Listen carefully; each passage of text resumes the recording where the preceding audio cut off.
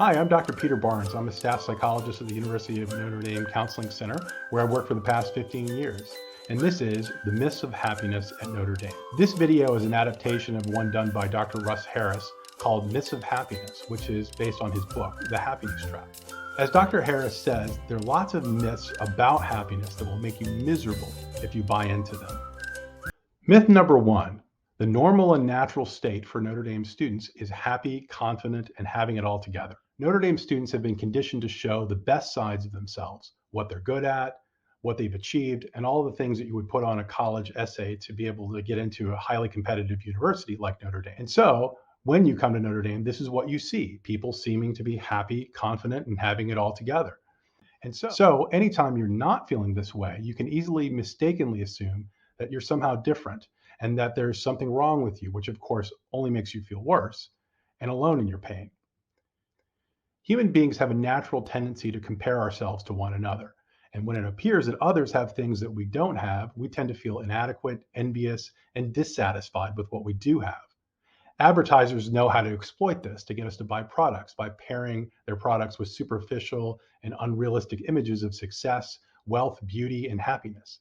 And to make this even worse, along comes social media, where we compare our real, imperfect lives to others' carefully crafted social media profiles, which show a very skewed picture of what their lives are actually like.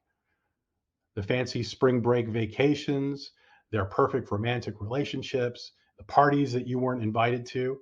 Of course, they tend not to post about their struggles, their mistakes, and disappointments. It's no coincidence that college mental health has taken a nosedive since the advent of social media. Myth number two, happiness means feeling good or content. Well, if this is your definition of happiness, then there is no such thing as lasting happiness. Think of the happiest day of your life. How long did the pleasant feelings last before there was some kind of disappointment or irritation, or those feelings just faded? The reality is that the natural state for all human beings is an ever-changing flow of emotions. Emotions are like the weather. It's not always a warm, sunny day. Sometimes it's cold and rainy. Sometimes there are hurricanes and tornadoes. And here in South Bend, during the winter, there's this permacloud that we all have to deal with. Life is full of ups and downs, uncertainties, successes and failures, joys and pains, pressures, mistakes and rejections.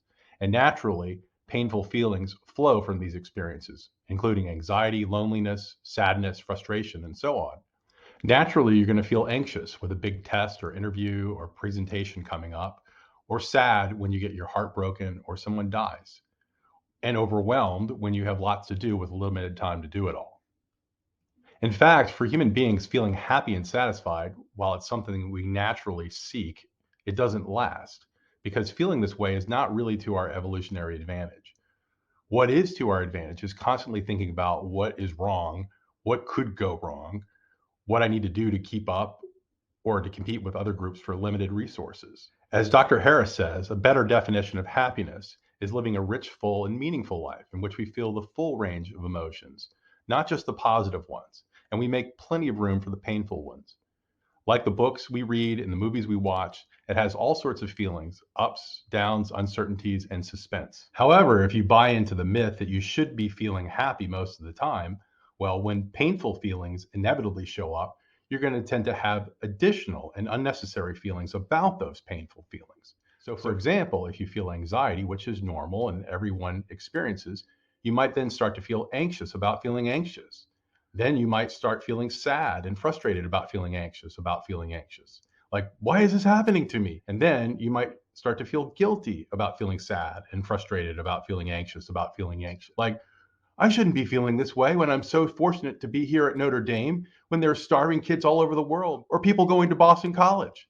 And so, rather than just feeling anxious, you add all sorts of unnecessary suffering by judging and resisting your feelings rather than accepting them. And this is very counterintuitive, but more and more psychological research is demonstrating a paradox that accepting our painful feelings with self-compassion is associated with much better mental health outcomes, whereas the opposite is true for not accepting them. This doesn't mean that we necessarily like or want those feelings, but we don't have to struggle with them. Myth number three, your self-worth is determined by you being special or above average. You were admitted to Notre Dame because you had excellent grades, test scores, or some other qualities. You might have come to define yourself by your accomplishments. So if someone were to ask you who you are, you might say, well, I'm good at school, I'm smart, I'm a good swimmer, I'm a leader, etc. But now that you're here at Notre Dame and around others who have also achieved highly, all of a sudden you might be having an identity crisis if you're no longer the smartest person in the group or having the best grades or the best swimmer. So who are you now? If your self worth is based upon being special or above average, well, now you have a serious problem because it's mathematically impossible for all Notre Dame students to be special or above average at the same time. On any given metric, half of you will be below average and most of you will be average. And if it's the case that you have to be special or above average to have self worth, then it logically follows that most people are worthless. And that certainly doesn't sound right, does it? The problem is that many students continue to be a slave to this ideology and work themselves to death, sacrificing important things like sleep and balance in their lives for fear that they're going to fall behind their peers. It's as if one less GPA point or one less activity on your resume will make the difference between that dream job and a life of happiness versus a life of mediocrity and regret. As if anyone graduating in the bottom half of their class here at Notre Dame is a failure. How absurd is that? Of course, you can always do more, but at what cost? Sleep, your health, a social life, fun? Myth number 4, achievement will lead to happiness. Have you ever had the thought, I can't wait until blank because then I'll be happy or less stressed or whatever? That blank might be, can't wait till the semester is over, or can't wait till this project is finished, or get a job. Certainly, it's important to set goals, and indeed, it is true that we feel a sense of satisfaction, joy, or relief when we achieve the goal. However, these feelings are ultimately fleeting until we start looking toward the next goal, and then the next goal, and then the next goal, hoping that somehow we're going to reach a point in which we feel sustainably satisfied and happy. The problem here is that we're only focused on the future, and if we fail to live in the present moment, there's going to be so much that we miss out on. Further, if we don't achieve our goal, it can seem that we have nothing to show for our efforts. Another way to approach life is to appreciate all of your experience, including the good, the bad, and even the mundane. That is, the process of life, being mindful and fully present with our experience as it happens, what we're doing in the moment in service of the values that are important to us, like kindness, perseverance, learning, or creativity. And when our attention wanders, as it will, we simply, patiently, and repeatedly bring it back to the present moment again and again and again. And of course, nobody is 100% mindful, nor is this necessarily desirable. Our attention wanders all over the place in the future or the past or in whatever thoughts. However, we can always get better at being mindful, and all you have to do is practice. There are many resources available for you to practice, such as the Calm app, which is free for Notre Dame students. Myth number 5, vulnerability is weakness. Perhaps the most important predictor of well-being is having good, close relationships where you feel a sense of belonging and acceptance as you are, differences, imperfections, and all. In such relationships, you can let your guard down, benefit from the support of others, and you don't have to waste valuable time and energy putting forth a facade so you can fit in with the group. This is when you truly feel at home. Unfortunately, at a highly competitive place like Notre Dame, revealing those differences and imperfections can seem especially intimidating and risky when it appears that everyone else has it all together.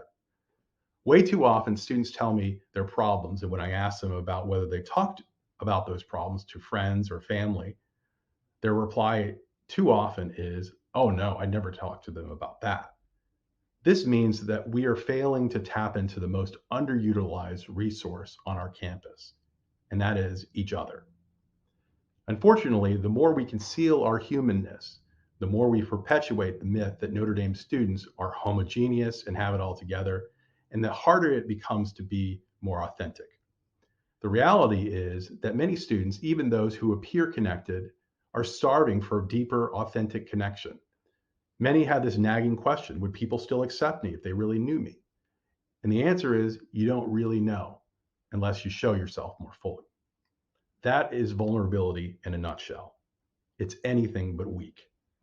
Rather, it means risking rejection and judgment to show yourself more fully for the sake of more authentic relationships. And finally, myth number 6, I shouldn't have to ask for help. Often students worry that others will see them as weak or a burden if they were to share their struggles or ask for help. The reality is that human beings are deeply social animals who were successful as a species in large part to our interdependence. There were no ruggedly individualistic cavemen or cavewomen who got to pass on their genes. They certainly couldn't compete with those who helped each other. Helping each other is way more efficient. Further, we feel closer to each other when we help each other out. We form powerful, trusting bonds through vulnerability and helping each other through adversity. And rather than feeling burdened, we tend to feel honored when someone turns to us for help. And helping usually doesn't mean solving the other person's problem, but rather just listening and caring can make a huge difference.